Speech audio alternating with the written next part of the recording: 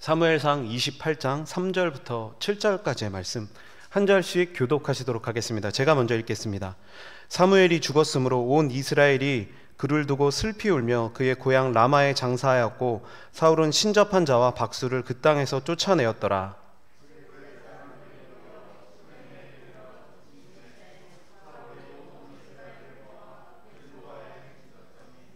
사울이 블레셋 사람들의 군대를 보고 두려워서 그의 마음이 크게 떨린지라.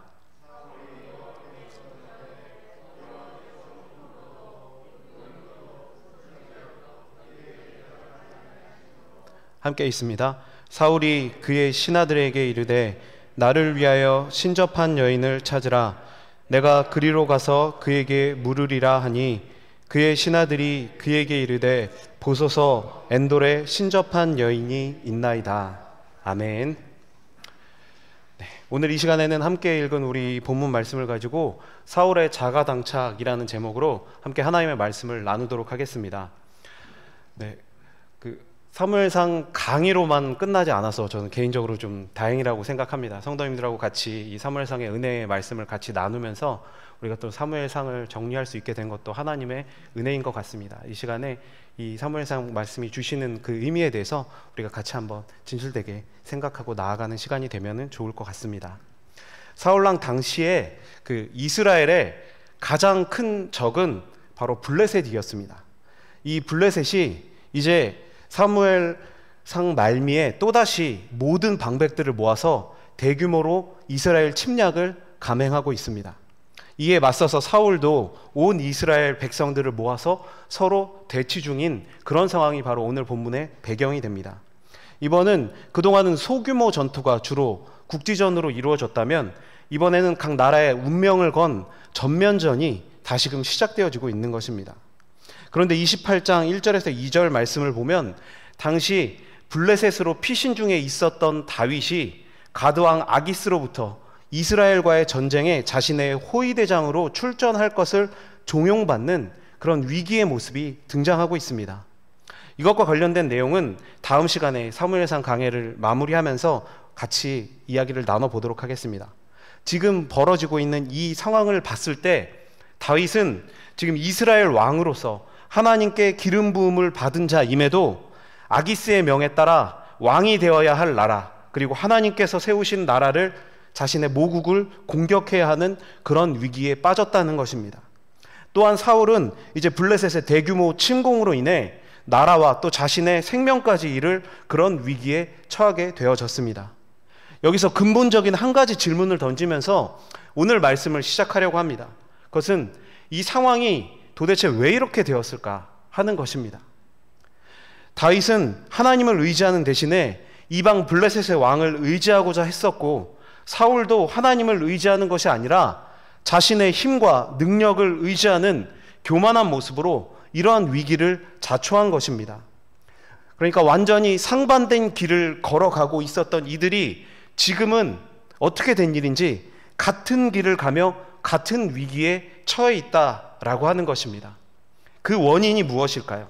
그것은 바로 하나님을 의지하지 않았기 때문인 것입니다. 물론 이후의 사건들을 통해서 다윗은 위기로부터 구원을 얻지만 사울은 결국 멸망을 당하게 됩니다. 이것은 다윗이 사울보다 더 의롭기 때문에, 그가 더 좋은 사람이기 때문에 발생한 결과가 아닙니다. 다윗도 하나님을 떠나니 그 삶에 위기가 찾아오고 있다라고 하는 것이 바로 오늘 사건을 통해서 증명이 되어지고 있는 것이 아닙니까? 그러니 다윗의 길과 사울의 길의 차이는 오직 하나입니다. 그것은 바로 하나님을 얼마나 믿고 의지하느냐에 따라 결정이 되어진다라고 그렇게 볼 수 있는 것입니다. 이러한 관점에서 오늘 사울의 인생 끝자락에서 벌어진 이 사건을 통해서 사울이 가진 자가당착, 더 구체적으로 말하자면 우리 모두가 가지고 있는 자가당착의 함정을 되짚어보고 다윗의 길, 믿음의 길을 가기 위해 우리가 조심해야 될 것이 무엇이 있는지를 함께 생각해 보고자 합니다. 먼저 자가당착이라는 이 말의 뜻은 앞뒤가 맞지 않는 것, 곧 자신의 말과 행동에 앞뒤가 맞지 않는 것을 뜻하는 고사성어입니다.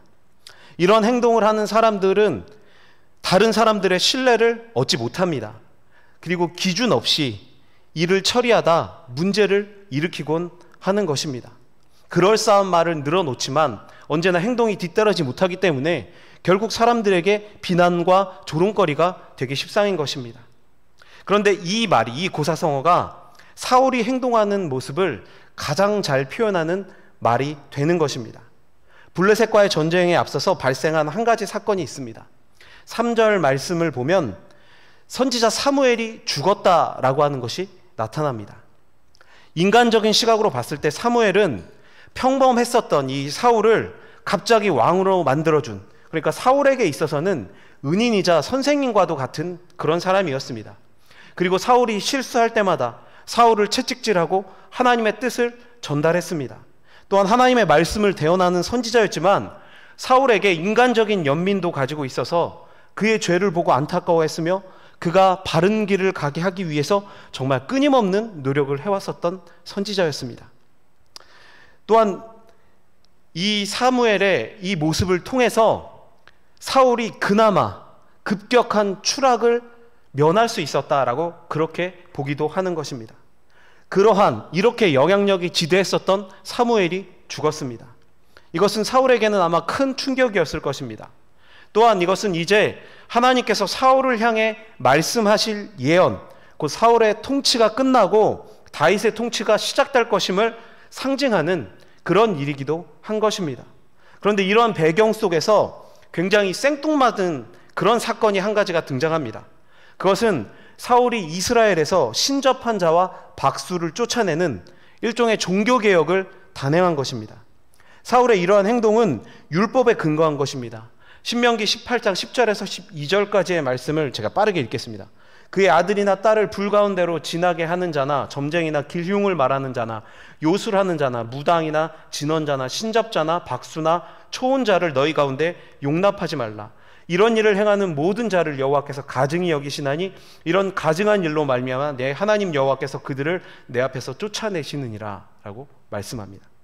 하나님의 말씀을 순종하는 다윗과 같은 왕이 정말 이 율법에 게시되어진 이 말씀에 따라서 이런 행동을 했다면 사실 그것은 마땅한 일이고 칭찬받을 수 있는 그런 행동인 것입니다. 그러나 사울을 보십시오. 지금까지 하나님의 뜻에는 전혀 관심이 없이 자신의 왕권에만 집착하고 있었던 사울이 갑자기 왜 이런 일을 했을까요? 사무엘의 죽음을 통해서 사울이 정신을 차리고 드디어 하나님께로 돌아오고자 하는 열심을 나타낸 것일까요? 그렇다면 참 좋았겠지만 그의 인생에서 이런 신앙의 반전은 없었습니다. 사울은 마지막까지 하나님을 경외하고 그분을 따르고자 하는 마음이 전혀 없었다는 것입니다. 그럼에도 이런 행동을 한 이유에 대해서 이것의 학자들은 이 일을 가지고 어떻게 보고 있냐면 이것을 일종의 종교와 그 정치를 합친 일종의 쇼로 보고 있는 것입니다. 한마디로 내가 이렇게 하나님을 향한 열심을 가지고 있다라는 것을 알려줌으로써 정치에 관심이 있었던 사람들과 또 종교적으로 열심히 있었던 그 모든 사람들의 관심을 받기 위해서 사울이 이런 행동을 했다라고 그렇게 대부분의 학자들이 보고 있다라고 하는 것입니다. 이처럼 냉정한 이렇게 해석을 할 수 있었던 이유는 바로 이어진 사건 때문입니다. 이제 블레셋 군이 수넴에 진을 쳤습니다. 그리고 사울도 이스라엘 군대를 모아서 길보아에 진을 쳤습니다. 우리는 여기서도 사울이 변하지 않았다라고 하는 것을 먼저 알 수 있습니다. 블레셋의 침공 앞에서 사울이 먼저 해야 할 것이 무엇일까요? 그것은 그의 인생에서 사무엘이 계속해서 지적했었던 것입니다. 무엇이냐면 하나님께 먼저 이 문제를 가지고 나아가야만 하는 것이었습니다. 먼저 하나님께 이 일을 가지고 어떻게 해야 할지 기도해야 했다라는 것입니다. 그러나 그는 그렇게 하지 않고 즉각적으로 실행에 옮긴 것입니다.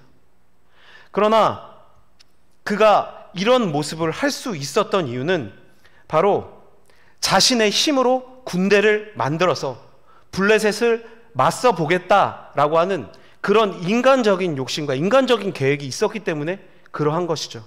그러나 5절 말씀을 보면 사울이 블레셋 사람들의 군대를 보고 두려워서 그의 마음이 크게 떨린지라 라고 이야기를 하고 있습니다. 본문에서 두려워서와 그리고 떨린지라 라고 이 번역된 단어들은 그 의미가 같습니다. 이런 같은 의미의 단어를 계속해서 사용하는 것은 블레셋 군대를 보고 큰 두려움이 찾아왔고 몸과 마음이 떨릴 정도로 정말 그가 나약한 상태로 나아갔다라고 하는 것을 강조하기 위해서 이런 표현을 연속적으로 사용하고 있는 것입니다. 사울이 왜 이렇게 나약해진 것일까요? 사무엘상 11장에서 보면 그 암몬과의 전쟁에서 사울은 전혀 다른 모습을 보였습니다.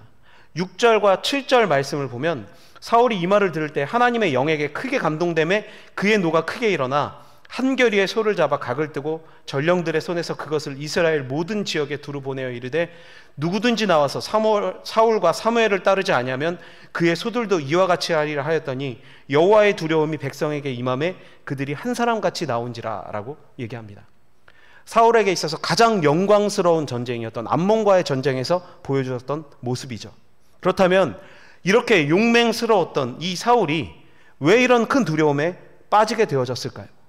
그것은 바로 하나님 때문입니다.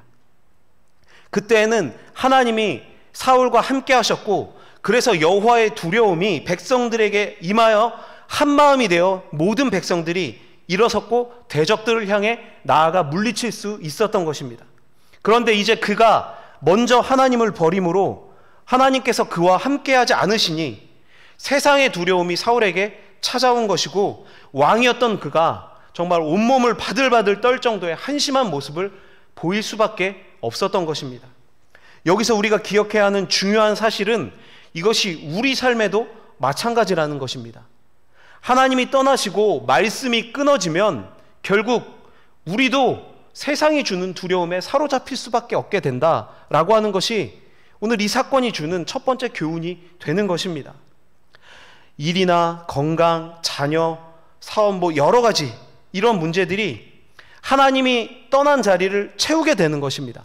그리고 그것이 하나님이 떠난 자리를 채우면서 그것이 우리에게 두려움과 공포가 되어서 우리 인생을 송두리째 흔드는 것입니다. 그래서 한치 앞도 볼 수 없게 되고 어떻게 살아야 되나 걱정과 막 두려움이 계속해서 찾아오고 낙심하게 되는 것입니다. 제가 드리는 이 말은 그렇다면 믿는 사람들은 이러한 걱정이 없어야 된다라고 그런 의미로 드리는 말씀은 아닙니다. 여전히 우리는 모두 각자의 인생에서 수많은 어려움과 또 고민들을 대면하며 살아가고 있습니다. 그러나 하나님이 함께 하시는 사람, 말씀에 따라 살아가고자 하는 사람은 세상이 두는 이 두려움과 공포를 느끼긴 하지만 이것을 이길 힘이 생긴다는 것입니다. 같은 상황에서 다윗을 보십시오. 다윗은 담대하게 하나님을 의지하며 골리앗 앞에 서 있지 않았습니까?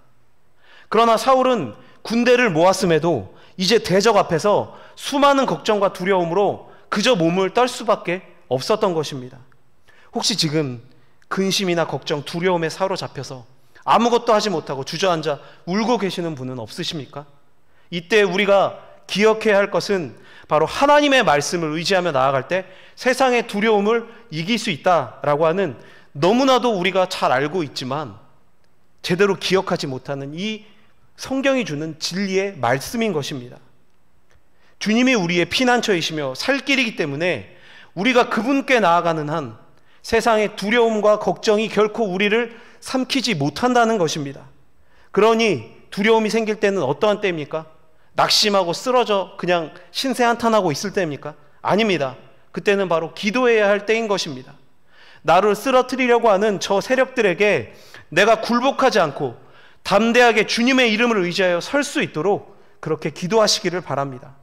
그러면 하나님께서 다윗을 승리케 하셨듯이 우리 또한 세상의 두려움에서 세상의 악에게서 반드시 그렇게 승리하게 해 주실 것입니다.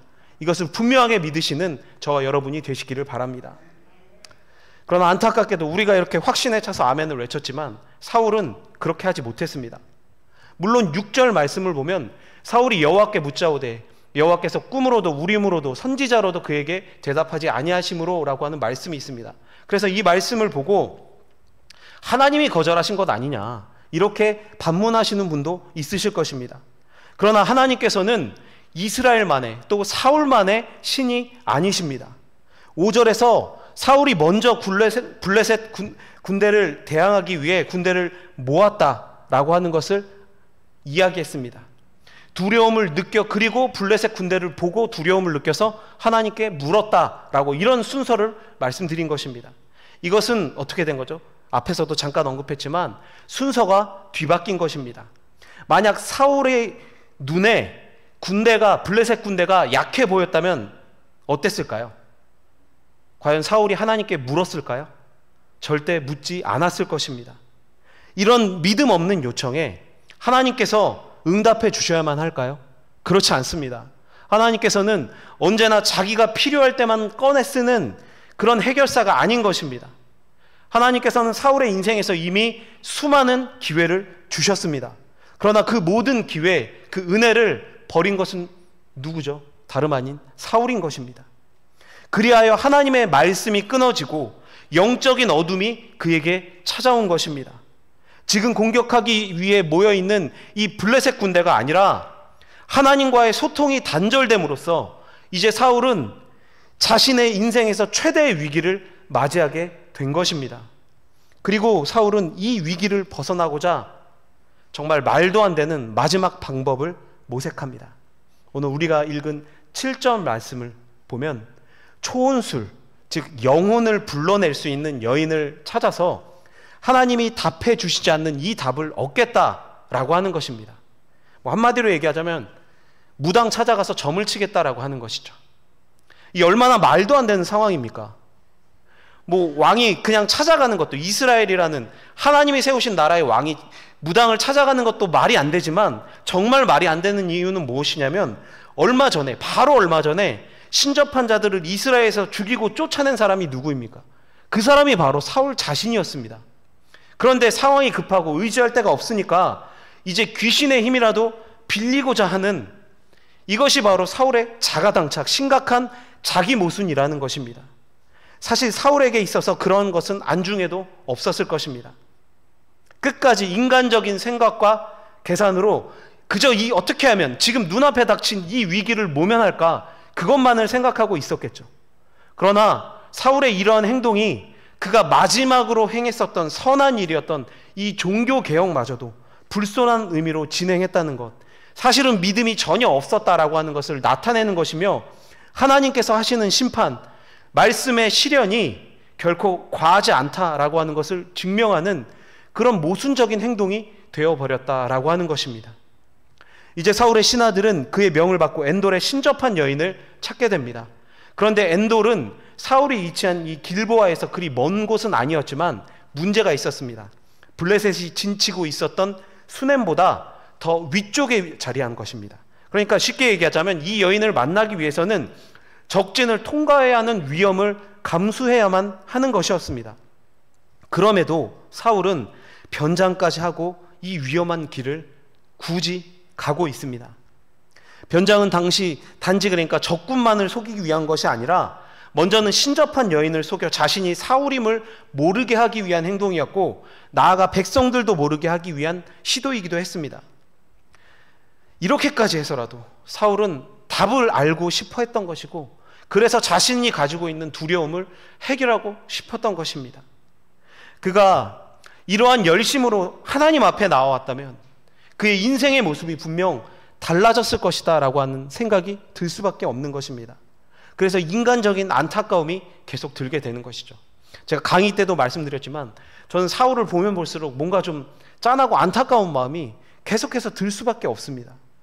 그러나 이런 연민으로만 바라보기에는 그가 저지른 죄악은 정말 너무나도 큰 것이었습니다. 이렇게 엔돌에 도착한 후에 신접한 여인을 만나 사람의 영혼을 불러 올릴 것을 부탁하였지만 사울왕이 신접한 자와 박수를 이 땅에서 멸절시켰기 때문에 이 여인이 자신은 그런 일을 할 수 없다라고 거절을 하게 됩니다. 이때 사울이 또다시 정말 엄청난 말을 합니다. 10절 말씀을 보면 사울이 여호와의 이름으로 그에게 맹세하여 이르되 여호와께서 살아계심을 두고 맹세하노니 내가 이 일로는 벌을 당하지 아니하리라 하니 라고. 지금 여호와의 이름을 걸고 맹세를 하고 있는 것입니다. 사울의 행위는 레위기 19장 12절에 너희는 내 이름으로 거짓 맹세함으로 내 하나님의 이름을 욕되게 하지 말라 나는 여호와니라 라고 하신 그 말씀에 근거한 것입니다. 그래서 율법에 근거하여 내가 약속을 어길 일은 없으니까 안심하고 얘기해도 좋다라는 의미로 말을 한 것입니다. 어떻게든 이 여인을 안심시켜서 사울은 자신이 듣고자 하는 말을 듣기를 원했다라고 하는 것입니다. 그러나 이 말은 앞에서도 계속 얘기했지만 사울의 또 다른 자가당착의 모습이 계속해서 나타나고 있는 것입니다. 하나님께서 가장 망령스럽게, 가증스럽게 그렇게 여기시는 이러한 행위를 하고 있으면서 하나님의 살아계심을 두고 맹세한다라고 하는 것 자체가 이미 엄청난 모습이며, 자신이 내세운 근거대로 하면 바로 거룩하신 하나님의 이름을 모독하는 범죄를 지금 누가 하고 있는 것입니까? 신접한 여인이 아니라 사울 자신이 하고 있는 것입니다. 저는 여기서 사울 인생에 가장 아이러니한 한 가지 질문이 또다시 떠오르게 됩니다. 그것은 사울이 과연 하나님을 믿는 사람이었는가 아니었는가 라고 하는 것입니다. 분명 그는 말끝마다 하나님을 말하고 그가 얘기하는 말 속에 언제나 율법이 뒷받침되어져 있었습니다. 그는 분명 하나님에 관해서도 많은 지식을 가지고 있었던 것이 분명합니다. 그러나 믿음은 없었습니다. 그가 사무엘을 간절히 찾고자 하는 것도 하나님을 의지하려고 한다기보다는 그냥 항상 사무엘을 의지했었던 습관에 따라서 그를 만나면 그에게 뭔가 좀 답을 얻을 수 있을까 하는 그런 인간적인 모습이 나타나고 있는 것입니다. 이러한 모습까지도 결국은 그러니까 하나님을 팔아서 자신의 욕망을 채우고자 하는 그런 죄악된 인간의 모습이 나타나고 있는 것입니다. 이것이 심각한 아이러니가 되는 것이죠. 사울뿐만 아니라 자신을 신앙인이라고 생각하는 사람들이 사실 가장 많이 빠지는 문제가 이것입니다. 우리가 반드시 기억해야 할 것이죠.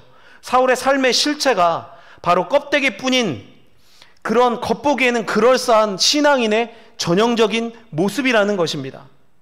우리는 항상 다윗처럼 되길 소망하지만 사실 우리 삶은 사울에 더 가깝다는 것이 안타깝지만 숨길 수 없는 분명한 사실이요, 우리 죄악의 허물이라는 것입니다.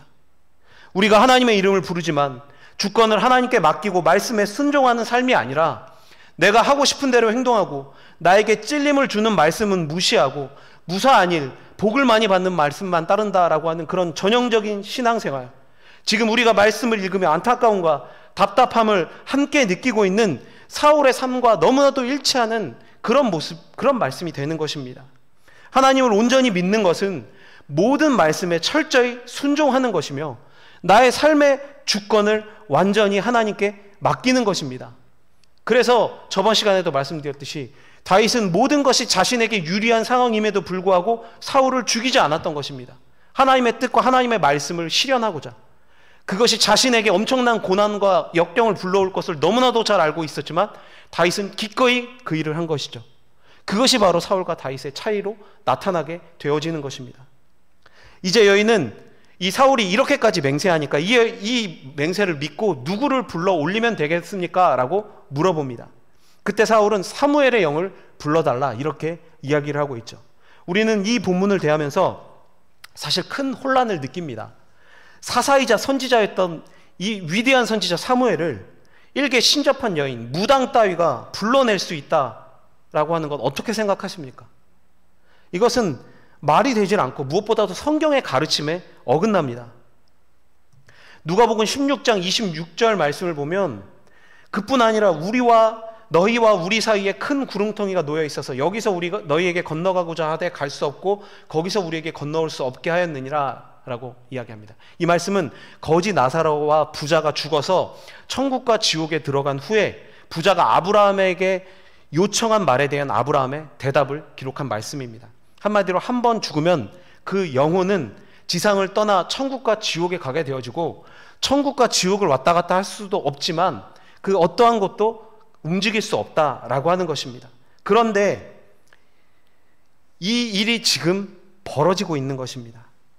이 문제는 그래서 사실 신학자들 사이에서도 계속해서 논쟁거리가 되어지고 있는 그런 주제이기도 합니다. 이 사건에 대해서 우리가 신앙을 따르고 있는 노선에 있는 유명한 신학자들인 루터와 칼빈은 나타난 사무엘의 영을 사탄의 장난으로 그렇게 봅니다. 초혼술이나 강신술처럼 하나님이 싫어하시는 방법으로 사무엘이 절대 등장할 수가 없기 때문입니다. 이것은 분명한 사실입니다. 그러나 일각에서는 나타난 사무엘이 여호와 하나님의 이름을 가감없이 전하는 것을 지적하면서 하나님의 역사는 때로는 초원수를 통해서도 사무엘을 부를 수 있다라고 그렇게 주장하기도 하는 것입니다. 또 신학자 뷰켄이라는 사람이 있는데 그 사람을 중심으로 최근에 그 많은 학자들이나 설교가들이 동의하는 주장이 있습니다. 그것은 11절과 12절 사이, 즉 사울이 사무엘을 불러 올리라고 말한 후에 신접한 여인이 초원술이나 어떤 주술적인 행위를 하는 모습이 전혀 없이 바로 사무엘이 나타나는 이 장면을 통해서 사무엘이 하나님의 명에 의해서 특별히 나타났다라고 그렇게 보는 것입니다. 또한 무엇을 보았느냐라고 묻는 이 사울에게 여인이 영이 땅에서 올라오는 것을 보았다라고 답했습니다. 이것은 사무엘의 영이 스스로의 힘으로 올라왔다라고 하는 것을 의미합니다.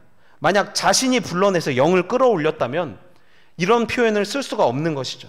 그리고 또 이 여인이 굉장히 놀랐기 때문에 이 여인이 이렇게 놀랄 수도 없는 것입니다. 다시 말하면 이것은 신접한 여인의 어떠한 능력이 아니라 하나님께서 강권적인 역사로 사울에게 메시지를 전하기 위해서 사무엘을 나타나게 하신 것으로 그렇게 보기도 하는 것입니다. 어떤 경우든 간에 지금 여인은 사무엘을 보고 사울도 알아봤습니다. 그것은 사실 사무엘 같은 선지자를 만나기를 요청할 수 있는 사람은 이스라엘에 사울밖에 없었기 때문이죠. 이에 대해서 사울은 여인을 안심시키고 무엇을 보았느냐라고 묻습니다. 그때 이 14절에서 그가 겉옷을 입었나이다 라고 이렇게 이야기를 합니다. 그리고 나서 사울이 곧바로 사무엘인 줄 알고 그의 얼굴을 땅에 대고 절했다라고 말씀을 하고 있습니다. 이 말씀에서 사울이 사무엘이라는 것을 확신할 수 있었던 것은 그가 입었던 이 겉옷이 종교의식을 행할 때 사무엘이 일상적으로 입었었던 그런 옷이기 때문인 것입니다. 사울의 노력이 드디어 결실을 맺어서 사무엘을 만나게 된 것입니다. 그러나 그의 간절한 마음대로 나타난 사무엘이 우리가 막 영화에서 보는 것처럼 자, 이렇게 하면 이 위기를 탈출할 거야, 이렇게 하면 적군을 물리칠 수 있을 거야, 이런 방법을 알려주었을까요?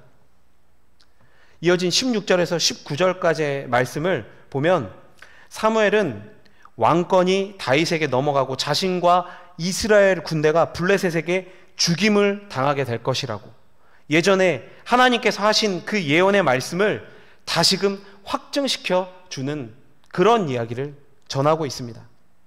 마지막까지 진짜 노력해야 할 방향이 아니라 다른 방향으로 나아갔던 이 사울의 인생에 결국 마지막 선고가 내려지고 있는 것입니다. 우리가 본문을 통해서 중요하게 봐야 하는 것은 나타난 이 사무엘의 영이 하나님이 보내신 것인가 아니면 사탄의 장난인가 뭐 이런 것에 초점을 맞출 것이 아닙니다. 나타난 영이 전한 말씀이 새로운 것이 아니라 이전에 하나님께서 사무엘을 통해서 말씀하셨던 것을 다시 반복하고 있다는 것입니다. 그렇다면 중요한 것은 사울이 하나님 앞에서 버림을 받았다라고 하는 것이 이제 확실한 사실이며, 이제 사울을 버리시고 다윗을 세우고자 하시는 그 뜻이 실현될 것임을 분명하게 선포하고 있다라고 하는 것입니다. 그 말은 이제 사울은 왕권을 잃는 정도가 아니라 그 인생이, 삶이 이제 얼마 남지 않았다라고 하는 것을 의미하는 것이죠.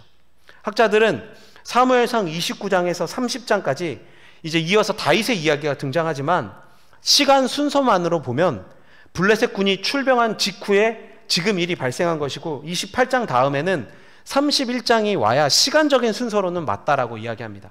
이 얘기는 뭐냐면 사울이 신접한 여인을 만나고 돌아간 후에 바로 블레셋과의 전쟁에서 패배하고 죽임을 당하게 되어진다라고 하는 것입니다. 사울은 이러한 자들을 통해서 자기가 원하는 일을 보고 들으며 자기 마음에 자리한 두려움을 해결하려고 한 것입니다. 다시 말하면 내 욕망을 따르는 이 길에 하나님께서도 함께 하신다라고 그렇게 억지를 부리고 그것으로 자기 위안을 삼았다라고 하는 것입니다. 이러한 세상의 방법이 하나님께서 싫어하시고 오히려 두려움을 불러온 것임에도 그것을 끝까지 깨닫지 못하고 세상과 하나님 사이에서 양다리를 걸치고 하나님께서 하나님까지 이용하는 그런 세상의 방법을 통해서 두려움을 없애보고자 했었던 것입니다. 그래서 사울의 자가당착은 단지 오늘 이 사건에서만 드러난 것이 아니라 그의 인생에서 계속해서 나타나는 문제인 것입니다. 그러나 하나님께서는 그 중심을 보시는 분이기에 사울의 행동이나 말이 아니라 그의 마음을 아셨습니다. 그리고 하나님의 이름을 수없이 말하며 살아왔지만 사울의 불신앙, 끝없이 하나님의 말씀을 거역한 것에 대해서 분명한 대가를 물으셨던 것입니다. 말씀을 정리하겠습니다. 사무엘의 영에 의해 최종적인 사망 선고를 받게 된 이 사울의 안타까운 모습이 20절에 기록되어져 있습니다. 사울이 갑자기 땅에 완전히 엎드러진 이는 사무엘의 말로 말미암아 심히 두려워하며 또 그의 기력이 다하였으니 이는 그가 하루 밤낮 음식을 먹지 못하였음이니라. 사울은 변장을 하고 자기 모순이든 어쨌든 간에 하나님께서 가증스럽게 여기시는 그 일을 해서라도 어떻게 해서든 자신 앞에 닥친 문제를 해결하려고 했습니다. 끝까지 자신의 목적을 이루기 위해서는 무엇이든 하고자 하는 죄의 습성을 버리지 못한 것입니다. 그러나 결국 하나님의 심판의 말씀을 듣고 무너져 땅에 완전히 엎드려져 버렸습니다. 곧 블레셋과의 전쟁에서 죽게 되지만 사실 지금 이 말씀만 봐도 그는 이미 죽었다라고 해도 과언이 아닌 것입니다.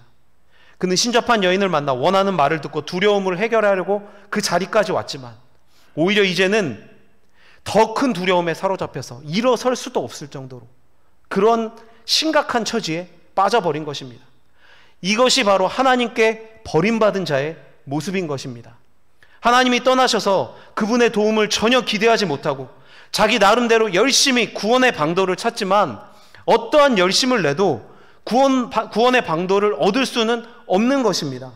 오히려 그러한 인간적인 노력들이 더 큰 죄를 하나님 앞에 짓게 만들고 있는 것입니다. 이것이 하나님을 떠난 인생의 한계인 것입니다. 하나님을 떠난 인생이 처할 수밖에 없는 필연적인 위치가 바로 이 위치다라고 하는 것입니다. 이것은 사울이 정말 운이 없는 사람이었기 때문이 아닙니다. 하나님을 거역하고 말씀에 따르지 않는 자들은 모두 사울과 같은 모습이 될 것입니다. 그것을 이 사울이라는 인물과 그가 보여준 삶을 통해서 성경은 우리에게 이야기하고 있는 것입니다. 사실 사울의 길과 다윗의 길을 인간적으로 비교하면 쉽게 우열을 가릴 수가 없습니다. 그러나 본질에서 엄청난 차이가 발생하는 것이죠. 다윗은 자신 앞에 어떠한 상황이 벌어지던 늘 하나님을 붙잡는 싸움을 멈추지 않았습니다. 그러나 사울은 언제나 하나님보다 자신이나 세상의 방법으로 문제를 해결하려고 했습니다. 진심으로 하나님을 믿는 믿음을 가지고 그분을 붙잡으려 한 적이 없었다는 것입니다. 오늘 우리는 이 말씀을 대하며 과연 내 삶은, 신앙은 정말 모순이 없는지 돌아봐야 할 것입니다. 하나님을 믿는다고 하면서도 세상을 의지하고 세상의 것들을 사랑하며 그 방법대로 살아온 것은 아닌지 돌아보고 그러한 모습이 내 안에 있었다면 반드시 회개하고 바른 하나님의 길로 돌아와야만 하는 것입니다. 그것이 이 사울의 길의 문제를 깨달은 자가 온전히 행해야 하는 반응, 이 사무엘상의 이 말씀을 통해서 사울의 행적을 쭉 같이 따라온 사람들이 보여야 할 가장 마땅한 반응이 되는 것입니다. 이 사실을 기억하셔서 우리 또한 평생에 하나님을 붙잡는 싸움을 쉬지 않으시기를 바랍니다. 그리고 이중적인 모습의 신앙생활이 아니라 정말 전적으로 하나님을 의지하고 그분의 은혜만을 구하는 복된 성도로서 정말 다윗의 길에 따라 그렇게 하나님을 의지하며 하나님을 붙잡으며 온전한 길, 정말 힘들고 어렵지만 하나님이 함께 하심으로 그 마음 가운데 참된 기쁨과 은혜가 넘치는, 감사가 넘치는 그런 복된 길을 걸어가시기를 이 시간에 작정하시는 저와 여러분이 되시기를 바랍니다.